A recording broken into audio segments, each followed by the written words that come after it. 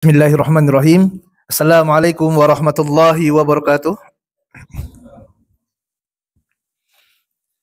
Innal hamdalillah nahmaduhu wa nasta'inuhu wa nastaghfiruh wa na'udzu billahi min syururi anfusina wa min sayyiati a'malina. Man yahdihillahu fala mudhillalah wa man yudlil fala hadiyalah. Asyhadu an la ilaha illallah wahdahu la syarikalah wa asyhadu anna Muhammadan abduhu wa rasuluh. Allahumma shalli ala Muhammad wa ala ali Muhammad kama shallaita ala Ibrahim wa ala ali Ibrahim innaka Hamidum Majid wa barik ala Muhammad wa ala ali Muhammad kama barakta ala Ibrahim wa ala ali Ibrahim innaka Hamidum Majid. Allahumma la sahla illa ma ja'altahu sahla wa anta taj'al hazina idza syi'ta sahla.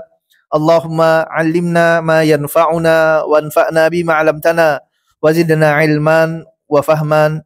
Allahumma aslih lana niyata wa dzurriyyata wal aqwala wal a'mala ya arhamar rahimin.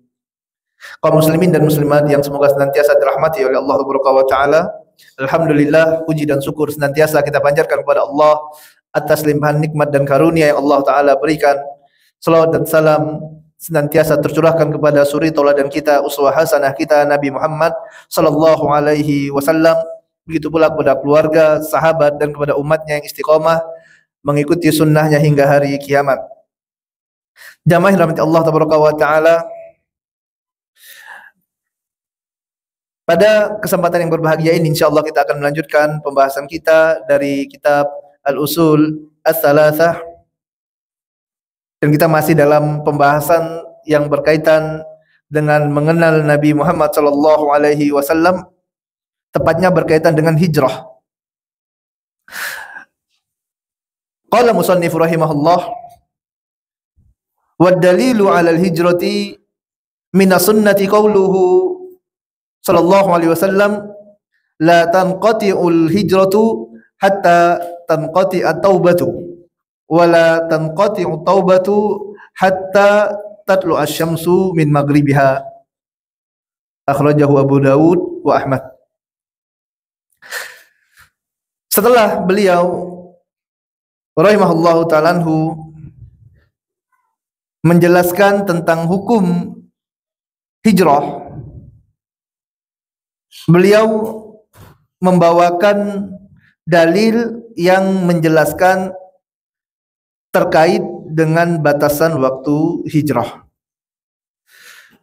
Di sini muallif membawakan hadis yang diriwayatkan oleh Imam Abu Daud nomor 2479, kemudian Ahmad nomor 16906, yang mana Nabi sallallahu alaihi wasallam bersabda, la tanqati'ul hijratu hatta tanqati'at taubah. Hijrah itu tidak berhenti sampai berhentinya taubat, dan taubat tidak akan berhenti sampai matahari terbit dari tempat tenggelamnya. Hadis ini jamaah rahmat Allah wa ta'ala, hadanallahu wa iyyakum. Semoga Allah taala berikan hidayah bagi ana dan bagi antum semuanya, menjelaskan tentang batasan dari hijrah. Kapan seorang berhenti hijrah adalah sebelum datangnya as-sa'ah. Ini merupakan batas waktu hijrah sekaligus batas waktu diterimanya tobat seorang hamba, yaitu hari kiamat, beberapa waktu sebelum hari kiamat. Artinya sebelum matahari terbit dari tempat tenggelamnya, hijrah ini akan terus ada, sebagaimana tobat pun masih berlaku. Ini adalah di antara hubungan antara hijrah dan tobat, yang mana kedua hal ini, hijrah dan tobat, akan terus ada dan terus berlaku sampai dekatnya waktu kiamat kubra. Orang yang ingin bertobat kepada Allah Subhanahu wa taala, seorang yang ingin lebih dekat dengan Rabbul Alamin, dengan Allah Taala. Seorang yang ingin mendalami Islam lebih jauh, maka Allah Ta'ala akan menggerakkan hatinya untuk hijrah. Dia akan hijrah dari amalan yang selama ini amalan jelek, amalan buruk, kepada amalan yang lebih baik dari amalan tersebut. Dia akan tinggalkan perbuatan maksiat yang selama ini dia kerjakan. Dan dia kerjakan, dia tinggalkan, dia berhijrah dari amalan buruk tersebut, dia niatkan karena Allah Taala. Dan apabila seseorang meninggalkan sesuatu karena Allah Taala, Rasulullah SAW menyampaikan kabar gembira. Dalam hadis yang diriwayatkan oleh Imam Ahmad, Nabi SAW bersabda, "Innaka lan tada' syai'an lillahi azza wa jalla illa baddalakallahu bihi ma huwa khairun laka minhu." Sesungguhnya seseorang yang meninggalkan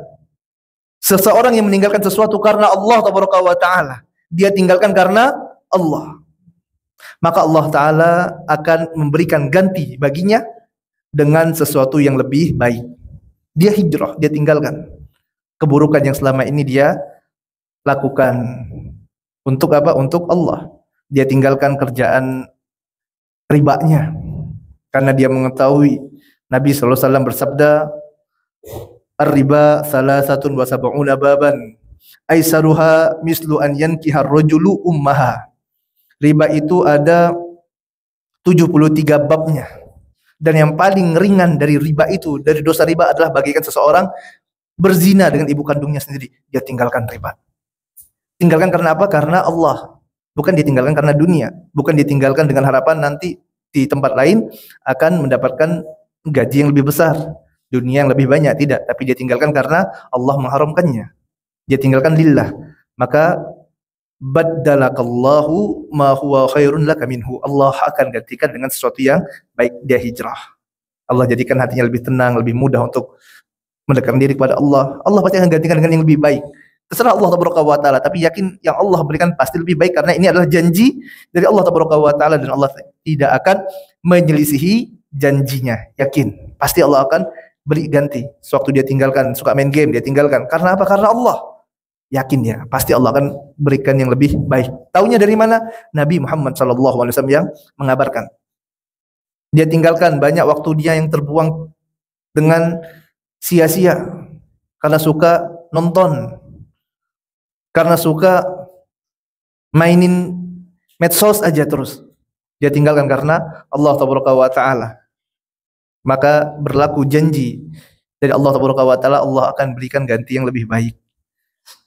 Dia berhijrah, meninggalkan teman-temannya yang buruk, teman-teman yang mengajaknya pada kemaksiatan, ataupun teman-teman yang mengajaknya pada perbuatan-perbuatan yang melalaikan. Dia tinggalkan. Dia tinggalkan karena apa? Karena Allah. Karena Allah Ta'ala. Dia lihat, anak 5 tahun berteman dengan fulan, tidak menambah keimanan, tidak menambah ketakwaan pada Allah Taala, yang ada nambah dosa. Akhirnya dia, bismillah, Anda tinggalkan. Kenapa? Tidak ada manfaatnya bagi keimanan. Yang ada malah merusak. Dia tinggalkan karena Allah Taala. Dia hijrah. Makanya jamaah rahmat Allah Taala, kita cek tuh, yang ada grup WhatsApp, lihat di grupnya. Ini kira-kira Anda masuk di grup ini ada manfaatnya tidak? Anda berteman dengan kawan-kawan ini ada manfaatnya tidak untuk dunia, untuk akhirat? Atau malah menjadikan lalai dari ingat Allah Taala, menjadikan kita semakin jauh dari Allah, yang ada hanya umpatan-umpatan, ghibah-ghibah. Maka tinggalkan. Karena teman ini memberikan pengaruh yang sangat besar dalam kehidupan kita. Makanya Nabi SAW kabarkan dalam hadis yang diriwayatkan oleh Imam Abu Daud, "Al-mar'u ala dini khalili, falyanzur ahadukum man yukhalilu." Seorang itu berdasarkan dengan agama teman dekatnya. Maka hendaklah seorang lihat tuh, lihat, perhatikan dengan siapa dia berteman. Kita kalau ingin menilai seorang, lihat dari mana? Dari temannya. Dari temannya. Jika orang itu orang yang baik, tentu dia akan berteman dengan orang-orang yang baik juga. Sebaliknya apabila dia temannya orang-orang yang buruk, pelaku kemaksiatan, pelaku kesyirikan, kebid'ahan, niscaya orang itu tidak jauh dari teman-temannya. Al-arwahu junudu mujannadah. Ruh itu akan lebih cocok dengan sesuatu yang sama dengannya. Orang yang taat kepada Allah Taala tidak akan pernah merasa nyaman sewaktu duduk dengan para pelaku kemaksiatan. Tidak akan enak, tidak akan tenang. Begitu juga dengan para pelaku kemaksiatan. Tidak betah dia duduk dengan para penuntut ilmu. Tidak akan betah dia duduk dengan orang-orang yang taat kepada Allah Taala. Maka perhatikan, dia hijrah. Kemudian dia hijrah dari sekolah yang tidak baik, tempat pendidikan yang buruk, dia pindah. Oh ternyata Ustadz, tempat anak sekolah selama ini yang diajarkan hanya ilmu-ilmu yang menjadikan anak jauh dari Allah Taala. Yang dipelajari apa Ustadz? Filsafat yang menjauhkan manusia dari Allah Ta'ala, yang tidak mengakui Allah Ta'ala sebagai pencipta, filsafat Yunani misalnya, ataupun ilmu-ilmu yang tidak manfaat lainnya, yang menjadikan pemikiran menjadi kotor, jauh dari sunnah Nabi Muhammad SAW. Dia tinggalkan sekolah tersebut, ataupun sekolah-sekolah yang mengajarkan kelalaian, mengajarkan kemaksiatan. Dia tinggalkan tempat-tempat seperti itu. Dia selektif dalam memilih tempat belajar untuknya, untuk anak-anaknya, untuk keluarganya. Selektif. Sebagaimana apa yang dinasihatkan oleh Imam Ibnu Sirin dalam Muqaddimah Sahih Muslim, inna hadzal ilma dinun fanzuru amman ta'khuduna dinakum. Sesungguhnya ilmu ini adalah agama kalian. Ilmu adalah agama kalian. Maka hendaklah kalian melihat dari mana kalian mengambil ilmu tersebut. Jangan sembarangan. Jangan sembarangan apa? Sembarangan belajar. Pokoknya ada orang yang pandai ngomong, dia ambil ilmu darinya. Ada orang yang cerdas, dia ambil ilmu darinya. Dia dapati ada orang yang ceramah, mantap ceramahnya, datang ambil ilmu darinya. Ada orang yang bacaannya lembut, disuruh ngisi ceramah. Tidak tahu manhajnya, tidak tahu akidahnya. Sembarangan dalam mengambil ilmu. Jangan seperti orang-orang awam. Berkata Syekh Bakar Abu Zaid rahimahullah, wal alimu 'indal 'amati man yahsunu hudbatuhu wa yaruqqu sautuhu wa yahsunu lafzuhu. Si alim di mata orang awam itu adalah siapa? Orang yang maju khutbah di depan. Ini orang alim, kata orang-orang awam. Orang yang suaranya lembut, oh ini orang alim. Orang yang lisannya bagus, retorikanya cantik, ini alim. Kata siapa? Orang-orang awam. Mereka tertipu. Tidak tahu ternyata pemikirannya menyimpang, akidahnya menyimpang. Makanya tidak sembarangan dalam mengambil ilmu. Harus perhatikan tuh bagaimana manhajnya, bagaimana akidahnya. Dia hijrah dari sekolah yang buruk ke sekolah yang lebih baik. Masukkan anak sekolah, lihat, diperhatikan. Jangan suruh anak yang milih gitu. Ya, anak tidak paham. Dia oh, sekolahnya cantik, Pak, Bu, Abi, Umi. Sekolahnya bagus. Tapi ternyata yang diajarkan adalah penyimpangan-penyimpangan, kesyirikan, kebid'ahan. Dia hijrah, pindah. Selektif dalam mengambil ilmu. Berhijrah dari lingkungan yang buruk. Dan ini merupakan konsekuensi dari hijrahnya. Sebagaimana kisah tobatnya pembunuh 100 jiwa. Yang dia tinggalkan tempat tinggalnya yang lama, pindah ke tempat yang baru. Dia tinggalkan. Tidak dia kembali lagi ke tempat yang selama ini dia bergelimang dosa. Tidak dia ngumpul lagi ke tempat yang dia sering bermaksiat, tidak ngumpul lagi dengan teman-teman yang melalaikannya. Dia udah hijrah, tidak balik lagi. Kenapa? Dia tahu ini akan mengancam agamanya. Seorang muslim harus cerdas, akhi. Harus selektif. Jangan jatuh pada lubang yang sama 2 kali. Udah tahu antum kalau berada di tempat itu, antum akan maksiat kepada Allah Taala. Dia malah pergi lagi ke tempat tersebut. Dia tahu kalau berteman dengan orang ini, dia pasti lalai. Kalau pergi ke sana pasti tidak sholat, pasti malas. Udah, tinggalkan. Jangan sampai jatuh ke lubang yang sama 2 kali. Ini seorang muslim. Sebagaimana yang diriwayatkan oleh Imam Bukhari, nomor 6133. Diriwayatkan pula oleh Imam Muslim, nomor 2998. Rasulullah SAW bersabda, la yuldagul mu'min min juhrin wahidin marratain. Seorang muslim itu tidak akan jatuh ke suatu lubang, ke lubang yang di sana merupakan sarang ular, kemudian disengat oleh ular tersebut sebanyak 2 kali. Ini seorang muslim. Berkata Ibnu Hajar Al-Asqalani, Imam Nawawi, hadis ini memberikan pelajaran kepada kita bahwasanya seorang muslim itu harus cerdas, harus teliti. Kita sudah salah sekali, jangan sampai salah untuk kedua kalinya. Jangan sampai jatuh ke lubang yang sama berulang kali. Ini seorang muslim. Udah tahu di sana banyak fitnahnya, datang lagi. Ini bukan ciri seorang muslim seperti ini.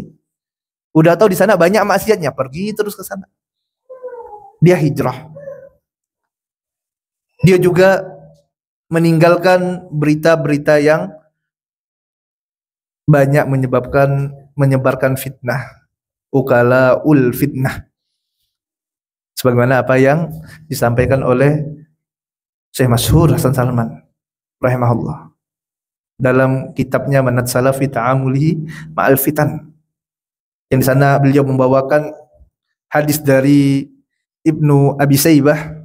Nabi SAW bersabda, wukilatil fitnatu bisalathah. Wakil-wakil fitnah itu ada 3. Agen-agen gembong-gembong fitnah itu ada 3. Bil haddi nahrir alladzi la yuridu an yartafi'a lahu syai'un illa qam'ahu bisayf. Wa bil khatibil ladzi yad'u ilaiha wa bis syarifil madhkur. Agen-agen corong-corong fitnah itu ada 3, kata Nabi SAW. Yang pertama, al-haddun nahrir, yaitu seorang yang dikatakan cerdas, dikatakan pintar, akan tetapi sangat haus dengan darah kaum muslimin, mudah menumpahkan darah kaum muslimin. Dan ini yang paling berbahaya, kata Syekh Masyhur hafizahullah. Ini yang paling berbahaya. Dan hampir setiap fitnah yang menumpahkan banyak darah kaum muslimin, di sana ada al-haddun nahrir ini. Dia yang tidak banyak pertimbangan, memanas-manaskan kaum muslimin, membuat gara-gara. Dia bunuh 1, 2, 3 orang kufar, kemudian menyebabkan orang kufar itu marah, akhirnya membantai kaum muslimin. Tidak ada pertimbangan. Dia anggap remeh darah kaum muslimin. Ini adalah corong fitnah yang pertama. Dan kata Syekh Masyhur, hampir setiap kejadian besar yang terjadi di negara-negara Islam, yang di sana banyak bertumpahan darah kaum muslimin, di sana ada peran al-haddu an-nahrir. Corong fitnah yang pertama ini. Kemudian yang kedua, al-khatib alladzi yad'u ilaiha. Seorang khatib, orang yang berkhutbah, orang yang berceramah, orang yang berpidato. Dia dikenal oleh manusia. Manusia kira dia adalah orang soleh. Manusia kira dia adalah orang cerdas. Banyak pengikutnya. Ceramah di mana-mana.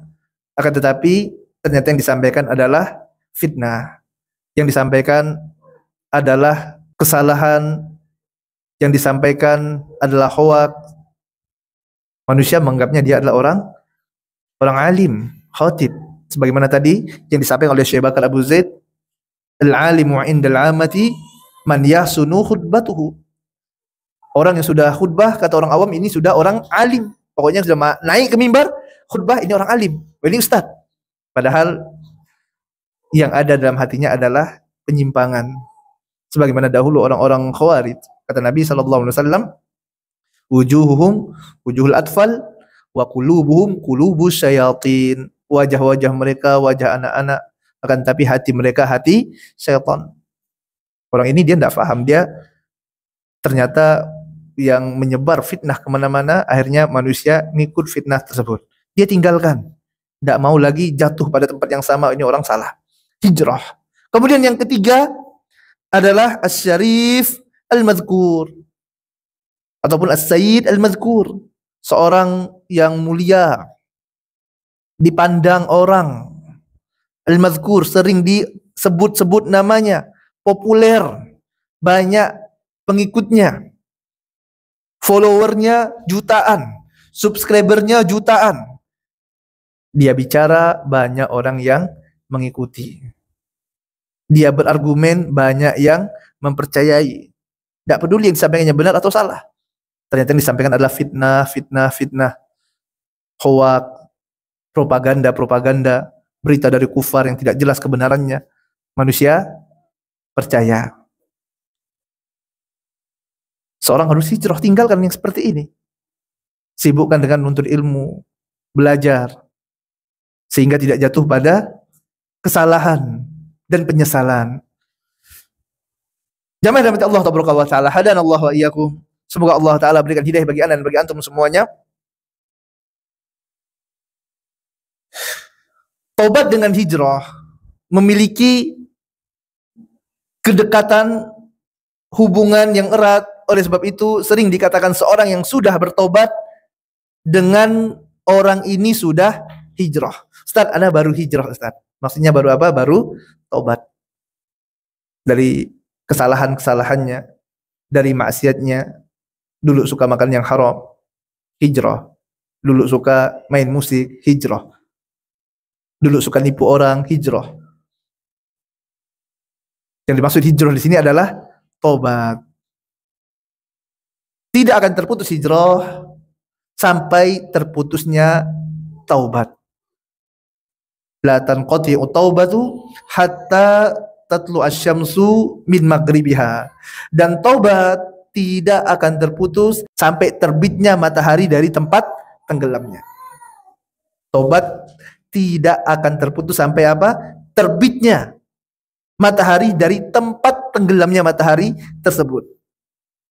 Dan ini merupakan salah satu tanda besar dari kiamat kubro. Sebagaimana hadis dari Hudzaifah yang diriwayatkan oleh Imam Muslim nomor 2901, Ittala'an Nabi sallallahu alaihi wasallam alaina wa nahnu natadzakaru faqal ma tadhkuruna qalu nadhkuru sa'ah qal innaha lan taqumu hatta taru qablaha 10 ayat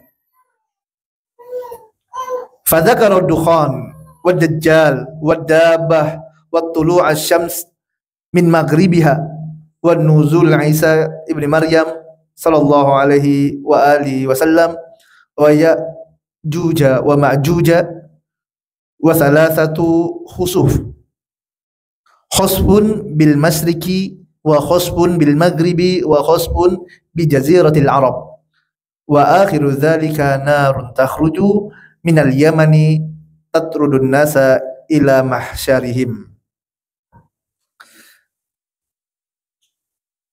Suatu ketika Nabi SAW, kata Hudzaifah, melihat kami yang sedang berdiskusi.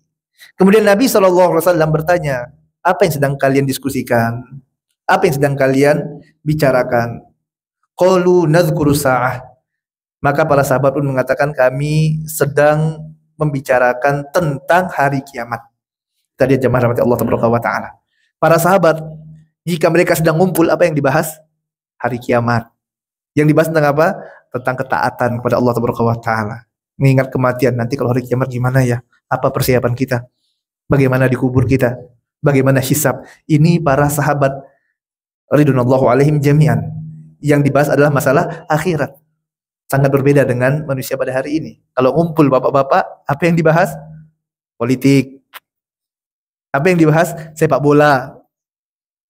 Paling keren bahas poligami gitu ya. Bahas ta'adud. Beda dengan para sahabat dahulu. Kalau para sahabat yang dibahas adalah masalah akhirat. Qalu nazkuru sa'ata. Para sahabat katakan, kami sedang membahas tentang hari kiamat, wahai Rasulullah. Qal, maka Nabi SAW bersabda, innaha lan takuma hatta tarau qablaha asyara ayat. Nabi SAW mengatakan, sungguh hari kiamat tidak akan tegak sebelum 10 tanda-tanda ini muncul. 10 tanda kiamat kubro. Yang pertama adalah dukhan. Kemudian keluarnya Dajjal. Kemudian yang ketiga adanya Dabbah. Kemudian yang keempat wa tulu asyamsi min maghribiha. Terbitnya matahari dari tempat tenggelamnya. Kemudian yang kelima, turunnya Isa bin Maryam. Yang keenam adalah keluarnya Ya'jud wa Ma'jud. Kemudian adanya 3 khusuf. Khusuf bil masyriq, khusuf yang ada di timur, kemudian khusuf bil maghrib, khusuf yang ada di barat, dan ke-9 khusuf bi jaziratil Arab, khusuf yang ada di jazirah Arab. Kemudian yang ke-10 wa akhiru dzalika narun takhruju minal yamani tatrudun nasa ila mahsyarihim, yaitu adanya api yang keluar dari Yaman yang akan menggiring manusia ke padang mahsyar, ke tempat berkumpulnya mereka. Hadis riwayat Muslim nomor 2901. Ya, di sini Nabi SAW mengabarkan ada 10 ciri ataupun 10 tanda kiamat kubro. Kemudian para ulama pun mencoba untuk mengurutkannya. Yang pertama dari 10 ini adalah keluarnya Dajjal. Ini adalah fitnah yang terbesar. Yang mana fitnah-fitnah yang ada sekarang ini semuanya akan sampai puncaknya itu pada saat keluarnya Dajjal nanti. Seorang yang mengaku Tuhan, yang dia memiliki 2 sungai, yang mana satu sungainya ini berisikan api, satu sungainya berisikan air. Ini adalah surga dan nerakanya Dajjal ini. Yang surganya Dajjal hakikatnya adalah neraka. Nerakanya Dajjal hakikatnya adalah surga. Ini Dajjal. Nanti akan keluar Dajjal itu. Dan apabila Dajjal keluar, telah menunjukkan dekatnya kiamat kubro. Kemudian yang kedua adalah turunnya Nabi Isa. Nabi Isa inilah yang nantinya akan membunuh Dajjal ini. Kemudian setelah itu akan keluar Ya'jud dan Ma'jud dari balik tembok. Dan Ya'jud dan Ma'jud ini munculnya setelah turunnya Nabi Isa alaihissalam. Kemudian selanjutnya akan ada 3 khusuf di timur, barat, dan jazirah Arab. Yang dimaksud dengan khusuf, berkata Ibnu Hajar rahimahullah dalam Fathul Bari, khusuf adalah azab dari Allah Taala yang datangnya secara tiba-tiba. Banyak bencana yang datang secara tiba-tiba di timur, barat, dan jazirah Arab. Berkata Imam Nawawi rahimahullah bahwasanya yang dimaksud dengan khusuf itu adalah tanah yang ambles, yaitu bagian bumi yang tiba-tiba ya ambles ke bawah, hilang, jatuh ke dalam permukaan bumi.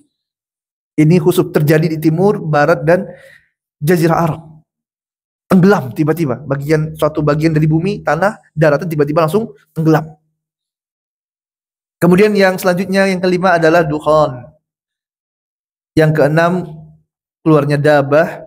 Kemudian yang ketujuh baru terbitnya matahari dari barat. Yang mana pada saat matahari terbit dari barat inilah tidak akan lagi diterimanya taubat. Dan sudah tidak ada lagi hijrah. Tidak ada lagi hijrah. Tidak ada lagi taubat. Kalau sebelum matahari terbit dari barat, maka taubat masih diterima. Kemudian setelah itu akan ada api yang keluar dari Yaman mengiring manusia ke arah Syam. Kemudian akan ada penghancuran Ka'bah. Kemudian yang ke-10 akan adanya angin lembut yang akan mencabut nyawa seluruh orang-orang yang beriman. Ini adalah 10 ciri kiamat kubro, kiamat besar yang tidak akan tegak kiamat tersebut sebelum 10 ini muncul, kata Nabi Shallallahu Alaihi Wasallam. Dan diantaranya adalah terbitnya matahari dari tempat tenggelamnya. Nanti akan ada masanya Allah Ta'ala perintahkan matahari untuk terbit dari arah tenggelamnya.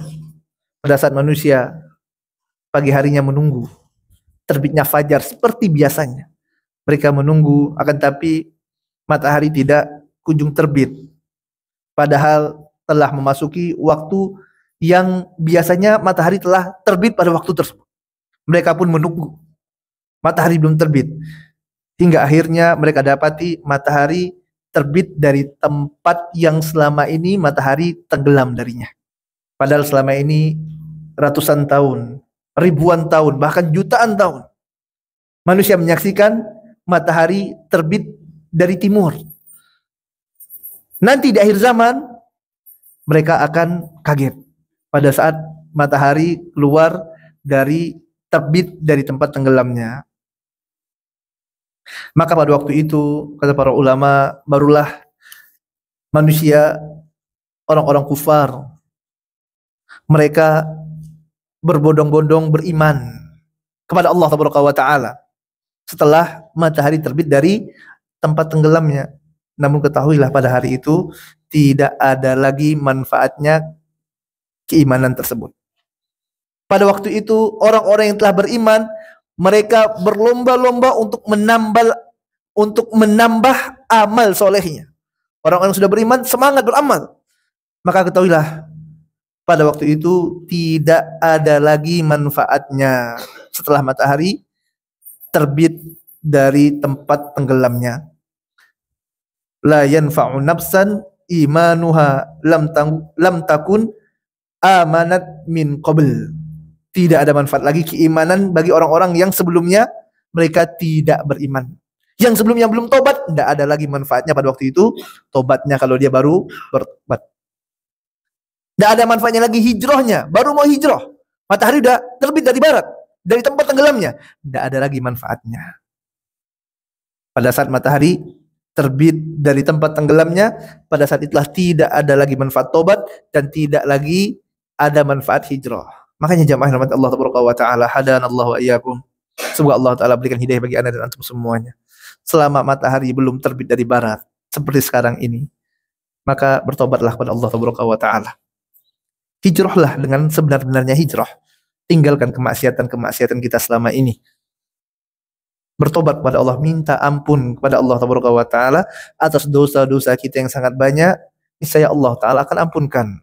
Sebagaimana dalam hadis qudsi, di mana Allah Taala mengatakan, ya ibadi, wahai hamba-hambaku, lau ataitani bi qurabil ardi khotoya, apabila kalian datang menjumpaiku membawa dosa sebesar bumi, tapi kalian tidak menyekutukanku dengan satu apapun juga, maka aku akan datang kepada kalian membawa ampunan sebesar bumi pula. Subhanallah. Bertobat kepada Allah Taala. Tubu ilallah taubatan nasuha. Dengan tobat yang sungguh-sungguh. Bertobat kepada Allah Taala sebelum matahari terbit dari tempat tenggelamnya. Adapun hadis Nabi Muhammad SAW yang mengatakan la hijrata ba'dal fathi, tidak ada hijrah setelah Fathul Mekah. Yang dimaksud di sini adalah khusus apa yang terjadi pada masa Nabi SAW, yang mana pada saat itu kota Mekkah yang awalnya adalah kota kesyirikan telah berubah menjadi negara Islam.